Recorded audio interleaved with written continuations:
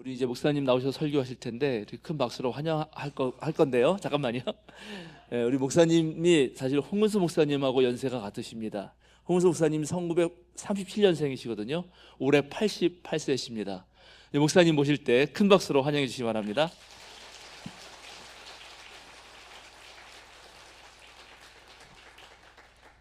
안녕하십니까. 혹시 아는 분이 계실지 하고 두리번했는데 한 분도 안 계시더라고요. 그래서 참 쓸쓸하고 허전한 마음으로 앉아 있었는데 48년 만에 송금신 장로님을 뵀어요. 그래서 위로가 됐습니다. 제가요 국민학교 6학년 때 6.25를 맞아가지고 탱크로 쳐내려오는 그 인민군들의 총소리, 대포소리를 뒤로 들으며 대구로 빠른 걸음으로 부산으로 도망쳐 내려왔습니다. 그렇게 많은 폭탄을 한국 땅에 퍼부었는데도 그것을 한 번도 목격한 일이 없이 밤낮 없이 걸어서 부산으로 내려왔습니다. 1953년 휴전을 맞아서 비가 새던 부산 영도의 천막 교실을 떠나서 서울로 올라와 부서진 학교 건물에서 벽돌을 날르며 공부했습니다. 이 폐허가 된 서울 도심 천막교회에 들어서면요, 그냥 전쟁에서 가족을 잃고 팔다리가 잘려나가고 절규하는 통곡하는 기도가 끊이지 않았습니다. 눈물 속에 위로와 용기를 주는 설교 모두가 정신적인 것은 아니고 주로 물리적인 사태로부터의 삶의 안정을 찾아가기 위한 근거 없는 망상의 설교로서 가득 찼었습니다. 성서 속에 숨어있는 삶을 통찰하는 지혜를 끌어내가지고 삶의 깨달음과 생명의 근원을 일깨우기에는 그 당시의 목사들의 자질이 너무 빈약했습니다. 그 당시 신학교는요, 한 10명, 20명 항상 인원이 미달이 누구나 다 들어갈 수 있어요. 거기다가 비오선 성경학교를 비롯하여 많은 성경학교는 고등학교 졸업장도 없이 그냥 아무나 들어가가지고 연수만 채우면 목사가 되던 때예요. 그때가 천국에 가면은 길가에 사과나무가 주렁주렁 달렸습니다 하고 소리치는 이 부흥 목사의 설교를 들으면은 중학생이었던 저는 침을 질질 흘리면서 감명 깊게 들었습니다. 슬픔 안에서 가난을 이겨가며 생존을 위해 밤낮 없이 뛰어다녔어도 주일날이면 누구나 그 근본 문자주의 부흥 목사들의 즉흥적 망상의 설교를 듣고도 그래도 그 말 듣고 용기를 갖고 새 출발하던 때였습니다. 1955년 고등학교 때 제가 하도 그 교회에 관심이 많으니까 박태선 장로가 신앙천 전도관을 짓는다고 돈이 필요해서 남산에서 철야 기도 부흥 집회를 열었는데 제가 철야를 몇 번 해봤어요. 안수기도 받아서 꼽추가 허리를 폈다느니, 기도해서 폐병이 완치됐다느니 엑스레이 사진을 다 보여주면서 소리 질러대며 그 당시에 90%가 속아 넘어가서 헌금하던 때입니다. 통일교가 처음 어디서 시작했나니 청파동에서 시작했어요. 거기도 또 부흥 집회에 며칠 가봤어요. 처음부터 끝까지 모두가 다 말씀에 순종하면 축복받는다는, 결국 축복의 노예로 만드는 구약 신명기 신학을 되풀이하는 것뿐이었어요. 저는 평양에 주로 살았는데 그 시내 윤원주일학교 때부터 듣고 또 듣고 되풀이 설교를 들었지만은 제 어린 마음에 깊이 울림이 오지 않았어요. 그래 막 방황하고 참 어디가 좋을까? 좀 더 좋은 설교를 들으려고 찾아다니다가 마침 미국 유니온 신학교 출신 강원영 목사가 경동교회에 왔대요. 그래서 그 가서 첫 설교를 듣고 교회 등록을 했어요. 제가 거기서 성가대도 몇 년 하고 세례도 받고 열심히 도왔는데 1년 지나고 보니 한 말 또 하고 또 하고 그래서 그냥 세월만 호송했어요. 그런데 그때 다행히 오후 2시에 시작하는 대성 빌딩에 예배 모임에 함석헌 설교를 듣고 나서야 비로소 성경의 지혜를 깨닫기 시작했습니다. 그러다 보니 박태선 신앙천 문성명 통일교 모두가 문자주의에 매몰된 망상의 광신도였음을 그때야 깨달았습니다. 저는 1967년 포항에서 제대하고 이제 서울로 올라왔어요. 남대문 시장 한가운데 원군순 산부인과 바로 옆에 자리한 2층짜리 향림교회 소문이 나기 시작했어요. 독일에서 돌아온 안병무가 설교하고 오후 2시에 허역이 성경 공부한다는 소리를 듣고 출석하기 시작했습니다. 그게 1977년 이민 떠나기 전까지 그 10년간은 저에게는 교회 생활의 황금기였습니다. 허역의 현대신학 강의를 처음으로 들어보는 생소한 내용에 적응을 못하던 한 10% 소수의 청년들이 불만의 말이 오르기 시작했어요. 저 혹시 이단 아니야? 그래서 그 말을 듣고 허역은 교회를 떠났어요. 뜨거운 마음으로 경청하고 열광하던 90%의 많은 청년을 버리고 향린을 떠났어요. 그 당시 참 엄숙하게 예배 보던 그 당시에 예배 시간에 청년들이 특별성으로 기타를 쳤어요. 그 팝송을 불렀어요. 그냥 동네에서 거룩한 교회에서 세속의 노래를 부른다고 나쁜 소문이 장안에 가득했어요. 이처럼 초창기에 우리 향림교회는 제도와 습관에서 자유로웠던 향리였습니다.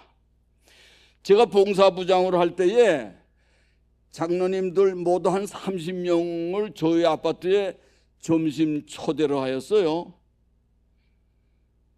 저희 아파트 마켓의 맥주가 다 동이 났어요. 제가 그래서 향린에 와서 제 주량이 2배로 늘어났어요. 한신대학에 우리가 야외 가면 그 만만한 한신대학 야외 거기밖에 갈 데가 없잖아요. 그래서 이제 한신대학에서 이제 야외 예배를 봤는데 점심시간에 그 자하구 장로, 이현 장로 뭐 그리고 집사 몇 명이 장집사 이리 와 그래. 그래서 이제 갔더니 담배들을 피우고 있더라고요. 얼마나 반가웠는지. 같이 담배를 피우니까 끈끈한 동지애를 느꼈습니다. 이게 60년 전 일이에요. 창립자들의 높은 이상과 꿈은 교단에 속하지 않고 독립된 평신도 교회였습니다. 모든 교회들이 목회자처럼 주체적으로 직접 참여하는 베드로전서 2장 9절, 만인이 제사장이 되는 교회였습니다. 그때 이제 새 건물 그 향림교회 짓는데 밤낮 없이 황성규 목사님은 그걸 지키고 그 관리하고 그럴 때예요. 황성규 목사는 그냥 사회만 보고 주로 안명무가 설교하고 한 달에 한 번씩 장로가 돌아가면서 설교했어요. 그런데 예배 끝나면은 그 아래층 신호다방이 있잖아요. 그래서 청년들이 모여서 그 들은 설교에 대한 그 감동, 그리고 또 비판의 소리, 자기 것을 다 드러내놓고 토론하는 뜨거운 열정의 시간을 보내겠습니다. 그래서 향림교회가 칼레지 크리스천 공동체라고 소문이 나가지고 주로 대학생들이 꽉 찼었어요. 대학생들이. 그런데 교인 수가 200명이 넘게 되니까 변화에 적응 못하고 유연성이 부족하고 습관의 자료 사로잡혀 고정관념 안에서 그 쉽게 안주하려는 교인 수가 늘어났어요. 그러니 앙 박사 성격에 그거 참을 수 없잖아요. 1974년 안 박사는 교회를 떠났어요.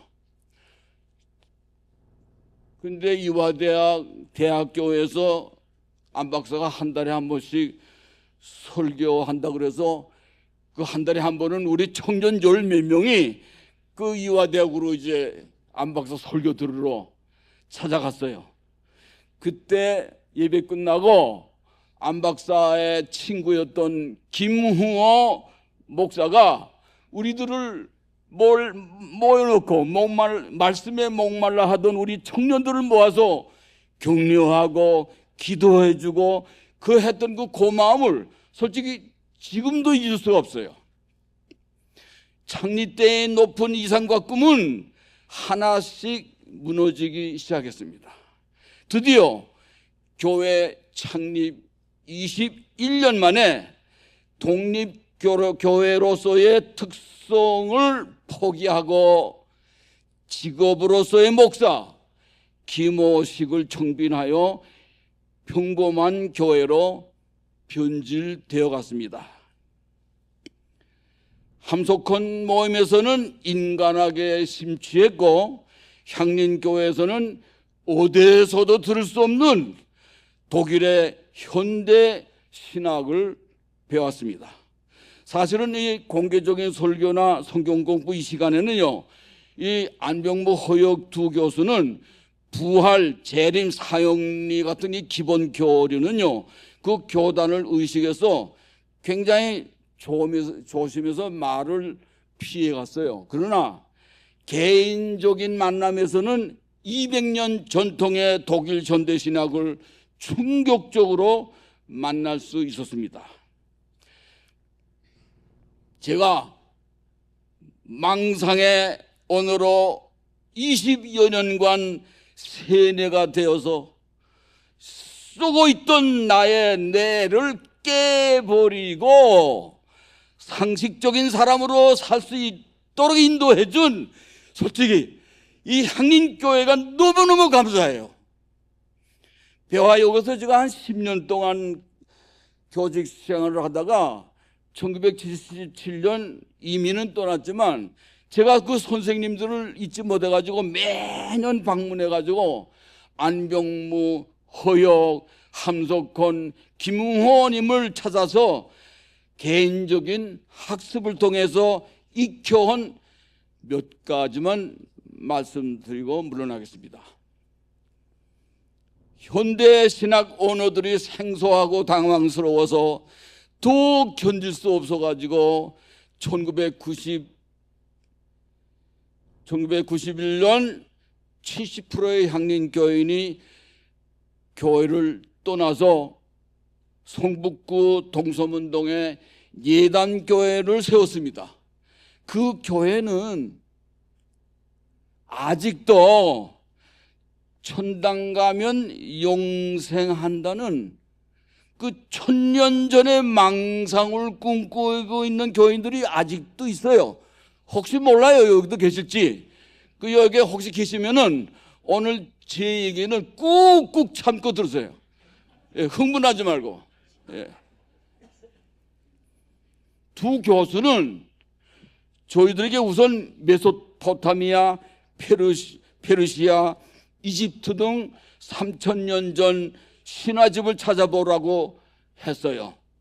저는 좀 열성파거든요. 그 말 듣자마자 그냥 국립도서관에 초박혀 가서 모든 자료를 다 찾아냈어요. 3일 만에 부활한 신화, 뭐 처녀 탄생하는 걸 제가 찾으니까 한 30명 찾아냈어요. 근데 거기에 플라톤, 석가, 조로아스타 모두 처녀 탄생이냐. 뭐 사람들을 뭐 흙으로 빚어 만들어서 신을 섬기게 했다든지, 뭐 아버지가 누군지 몰라서 그 사이건 1세를 어머니가 대나무 바구니에 실어서 유프라데스 강에 뛰어다니고 모세의 신화 그거 있죠. 마치 그걸 보니까 구약 성서의 원본을 읽는 마음이었어요. 유명한 하버드 칵스 교수는요, 유대교에서 써놓은 문자는 하나도 고유한 것이 없고 모두 이웃에게서 베껴온 거라 했어요. 예를 한번 들을게요. 그 바벨론의 그 평지에는 유프라데스 강이 흐르고 그 외에 산악지대에는 티그리스 강이 흘러요. 여러분 티그리스라는 말은 산악지에 들으니까 물이 빨리 흐른단 말이에요. 그 산악지에 물이 빨리 흐르니까 하구에는 자주 홍수가 나요. 그래서 그 홍수가 나서 사람이 많이 죽으니까 그 지방에 떠돌던 노아 방주 소라를 끌어다가 유대인들은 창세기 6, 7, 8장을 만들었네요. 지금 LA는 지금 탈벗 플로 신학교는요, 지금도 한 학기를 노아 방주의 실제 크기를 재현하는 모형을 한 학기 그리고 있어요. 지금 미국의 켄터키주에는 그 광신도들만 모인 저 주기 때문에 거기에는 노아 방주 실제 크기를 만들어 놓고 관광지를 만들었어요. 지금 저 사랑의 교회는 뭐니 그 대형 교회 목사들이 거의 다 탈벗 훌로 출신들이에요. 여러분, 우리가 사도신경에 예수가 재림하여 산자와 죽은 자를 심판하러 오실 것이다. 여러분, 이런 원시 언어들을 정말 믿고 고백하십니까? 여러분, 20만 년 동안 호모 사피엔스가 죽은 인간을 해보니까 2천억 명이 다 죽었어요. 그리고 지금 살아있는 사람 80억을 합치면 2080억 명을 예수님이 심판하러 오신다. 기가 막혀서 정신병자들도 웃을 거예요. 이 말이 어떻게 생겼냐? 잠깐 말씀드릴게요. 2000년 전에 로마의 학정이 너무 가혹했기 때문에 억울하게 희생된 영혼들을, 그 가족들을 위로하기 위하여, 그리고 이 가해자 이 로마 놈들을 다 지옥에 보내려는 그 분노와 울분을 주님께 호소하던 그 어느 날 어느 구석 유대민족의 사소한 전설이에요. 이게 우리 아무런 관계없는 멀쩡한 한국인들이 왜 지금도 AI 시대에 사도신경을 고백해야 되겠습니까? 성서의 신비한 기적들은요, 이게 어떤 메시지를 전달하기 위한 도구뿐이에요. 예를 들면 예수가 무리를 걸었다죠. 예수가 무리를 걸었다. 그 신비한 기적은 뭔가니 죽음을 이겨내는 부활을 예견한 메시지예요. 여러분, 물에 들어가면 다 죽잖아요. 이 허구한 망상, 언어들을 정리하고 이해하지 못하면은 기독교의 미래가 없어요. 이런 말이 여러분들이 존경하는 안병무의 말입니다. 오늘날 한국 정치권에서 주술과 망상에 사로잡혀서 통치하다가 탄핵이니 뭔지 혼란스럽잖아요. 박근혜 대통령이 혼을 잘 붙들면 무슨 온 우주가 우리를 도와준다, 무슨 혼 없는 인간, 그 천년 전 주술적 무속 언어에서 우리가 4년 동안 묶여 있었어요. 또 그리고 5년 후에 또다시 주술적 정신병자들 밑에서 3년을 고생했어요. 그 망상의 뿌리가 기독교의 환상의 언어 때문에 일어난 거예요. 그 책임은 원시 언어들을 지금도 중얼거리며 청산하지 못하는 우리들 기독교인들의 책임이 있는 거예요. 무슨 반성은커녕 제발 남 탓하지 말고 자기 스스로 내가 지금 망상의 언어 속에 있느냐 없느냐 그걸 먼저 반성해야 돼요. 누굴 탓합니까? 한국 감리교단에서는 그 서구 현대신학이 200년 전에 발표한 뭐가 있나니 성경은 부분만이 진리다, 이 사실을 감리교단이 최초로 1955년에 처음 받아들였어요. 여러분 요거 있죠? 3000년 전 고대 중동의 우주권을 내가 그림을 내가 이제 해놨는데, 이게 요걸 보면요 창세기 1장 1절부터 10절까지 하는데 굉장히 도움이 될 거예요. 이게 3000년 전 고대 중동의 우주권이에요. 그때는요 비가 왜 오는지 모를 때예요. 지금 근데 지금 여기 읽었지만은 1977년도에 무슨 잘한 것도 있는데, 내가 보기에는 그 공동번역 새번역에 창공이라 그랬는데 그 창공은 푸른 하늘을 얘기하는 거지 성경에 있는 창공 얘기하는 거 아니에요. 그걸 궁창이라 그래야 할 텐데 그걸 창공으로 하니까 이제 잘 모르잖아요. 이 그림을 보면은 궁창이 맞아요. 궁창. 이 뭔가니 그 왼쪽 그림을 보게 되면 궁창, 그 활궁 있잖아요. 활궁. 그 활게 둥그란 거. 그 옛날에 큰 돔에 지붕 같은 돔이 있어가지고 거기 돔이 구멍이 뻥뻥 뚫어가지고 거기서 물이 새가지고 비가 오는 줄 알았어요. 그래서 궁창이라고 하니 더 이해가 더 깊어요. 그건 뭐 시간도 그러니까 그만하고. 근데 이걸 보면요 구약 성서에서는 6000년 전에 우주가 창조된 것으로 돼 있어요. 그런데 1990년에는요 지구 궤도로 발사된 허블 가시광선 우주망원경이요 우주 나이가 138억 년이라 했는데, 그러나 허블보다 10배의 성능이 큰 제임스 웹 자외선 우주망원경은요 2021년 12월에 그거는 지구 궤도가 아니고 태양 궤도에 발사했어요. 우주 나이가요 270억 년으로 밝혀졌어요. 자 봅시다.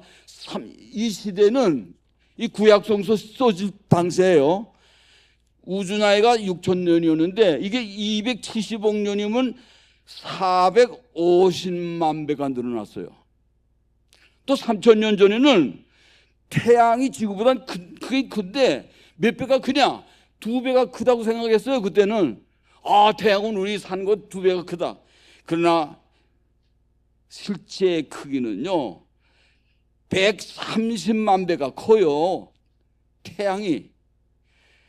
그런데 교회 안에서는 이 3000년의 세계관 안에 쓰여진 구약 안에 묶여가지고, 그리고 또 1700년 전에 만든 유치한 니케아 신경, 예수를 신이다, 예수가 스님을, 우리 인간은 아주 밑바닥에 있는 사람이에요. 우리는 완전히 이 신 때문에 숨도 못 쉴 그런 이상한 계열, 그게 기독교가 원해서 한 게 아니라 콘스탄티노 황제의 힘으로 강제로 만든 신경입니다. 니케아 신경이. 힘든 분들은 조금만 더 참아주세요. 거의 다 끝났어요. 예. 자, 그러니까 이제 현대 신학자들의 책을 읽으려도 하잖아요. 현대 신학군은 다 하고, 야, 그거 읽은 거 이단이야, 이단. 다 그러고 있다고. 3000년 전 구약 성서를 쓸 때 그 당시에 인간들의 인지 능력이요, 그 인지 능력이 수박만 하다면은 지금 오늘날 21세기의 우리들 인지 능력은요, 축구장만 해요. 이거 쓸 당시에는 수박만 해요.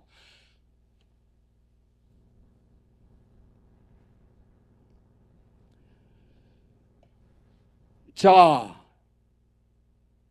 그 수박조차도 이 문자주의자들은요, 그냥 씨, 수박 껍데기를 다 먹으려고 그래요. 그러니까 이런 모든 걸 한꺼번에 먹으려고 그래. 그리고 성경을 우상숭배해. 성경에 틀린 얘기가 얼마나 많은데. 그래서 광신도 문자주의를 청산해야 돼요. 우리가 이 성소라는 수박 껍데기도 버리고 씨도 버리고 거기서 우리가 먹을 것만 먹으면 돼요. 다 먹으려 하지 마세요. 마틴 하이데커라는 철학자가 이렇게 질문합니다. 인간이 있기 전에 우주가 있었습니까? 없었습니까? 우주란요, 코스모스의 어원은 질서를 뜻해. 질서. 인간이 있기 전에는 질서가 있었다 해도 그 질서를 보는 시야는 인간에게만 있어요. 그래서 하이데커는 인간이 있기 전에 우주가 없다고 주장했어요. 인간이 있으므로 대자실존으로 메타인지로 우주 전체의 질서를 우리가 지우는 거예요. 근데 질서가 있다고 해도 그 질서, 코스모스를 볼 줄 아는 대자가 없는 즉자, 즉 동물만 지구에, 개새끼만 지구에 있으면은 우주의 존재를 몰라요. 아무런 의미가 없잖아요. 사람이 살기 전에는 우주는 즉자 존재, 자연뿐입니다. 내가 없으면 세상 어떤 것도 존재하지 않습니다. 여러분, 그 화성 넘은 목성 있잖아요. 근데 지구보다 몇 배로 큰 거 아니 1300배가 커요. 그 1300배가 큰 목성으로 인해서 지구로 날아오는 이 커다란 해성들을요, 목성이 다 빨아먹어요. 그러니까 우리는 그 목성 덕분에 그 해성 같은 것들이 안 와서 우리 편안하게 살고 있잖아요. 우리 안전하게 살고 있는 것. 그러니까는 우주 안에 100억 분의 1의 행운으로 돌고 있는 아름다운 이 지구 행성 위에서 100억 분의 1의 영광으로 태어난 이 소중한 나의 젊은 생명, 1000억 분의 1의 영광된 행운을 안고 지금 우리가 숨쉬고 있습니다.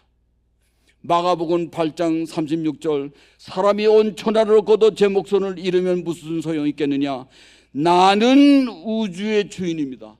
내가 죽으면 온 우주가 멸망해요. 어떤 사람은 왜 나만 다 사는데 왜 나만 죽지? 그게 아니라 내가 죽으면 다 죽는 거예요. 마찬가지 아니에요? 그래서 왜 나만 죽어야 되냐? 슬퍼할 필요가 없는 거예요. 소중한 우리들 생명을 평등과 자유로 지내려 했던 2000년 전 예수의 오병이어의 기적을 설명하고 마치겠습니다. 여러분, 예수가 주장했던 그 핵심의 원간이 평등과 자유예요. 여러분, 기원전 4세기에요. 민주주의 뿌리라고 소문난 그 평등과 자유의 상징이 어딘가니 아테네예요. 그 아테네는요, 인구의 30%만이 평등과 자유를 누리는 시민권자였습니다. 70%는 여자, 노예 그랬어요. 그러나 누가복음 9장에 예수를 따르던 남자만 5천 명, 그러니까 여자 아들 합치면 다 이게 10,000명이 그 넓은 틀에 50명씩 둘러앉아서 이건 100%가 평등과 자유를 누리며 식사를 나눈 기적입니다.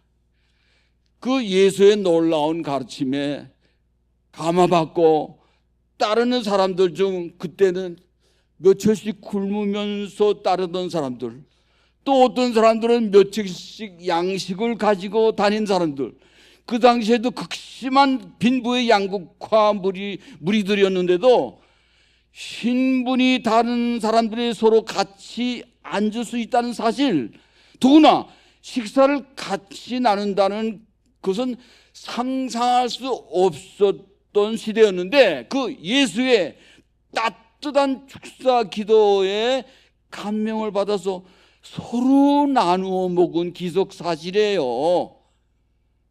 남을 배려하는 거, 이 자유평등 기본 질서라는 인류사에 유례가 없었던 새로운 혁명의 길을 예수는 실천했습니다.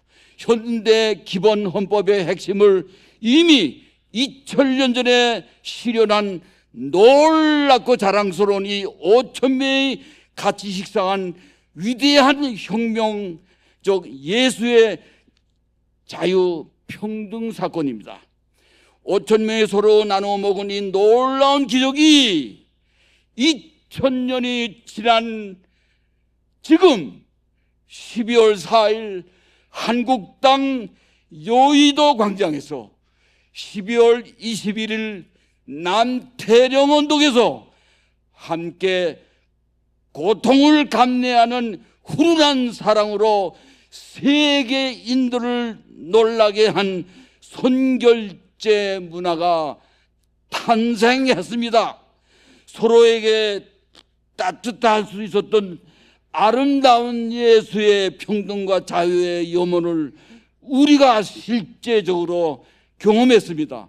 추운 겨울 젖먹이를 안고 달려온 젊은 여성들의 수요를 위해서 난방버스 선결제, 커피 1000잔 선결제, 따끈한 설렁탕 500그릇, 이 경쾌한 K-팝 떼창을 함께 부르는 주변 모든 커피숍, 모든 식당들이 다 공짜였습니다.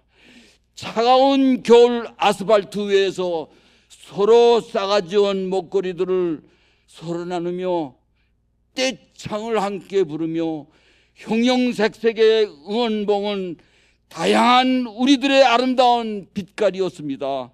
언제 우리가 세대 간 갈등이 있었느냐? 언제 우리가 아파트 층간 소음으로 다투었는가?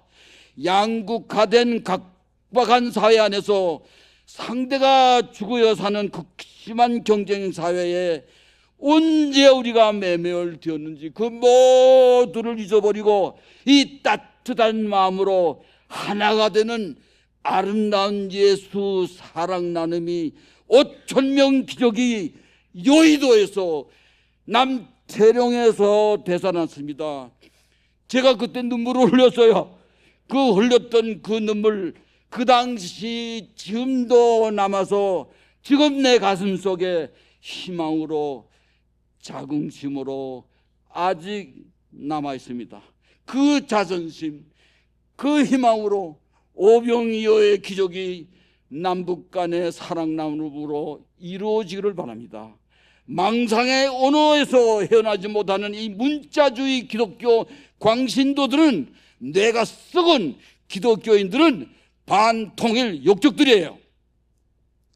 세계 유일의 같은 언어를 사용하는 이 분단 국가에서 망상의 언어들을 과감하게 종산하고 예수의 자유평등의 정신으로 무정한 기독교인들이 민족의 자존심을 살려 세계인들을 놀라게 한 이 위대한 선결제 K문화가 평양의 국수공장, 원산의 라면 공장 선결제하여 통일운동에 앞장서야 할 때입니다.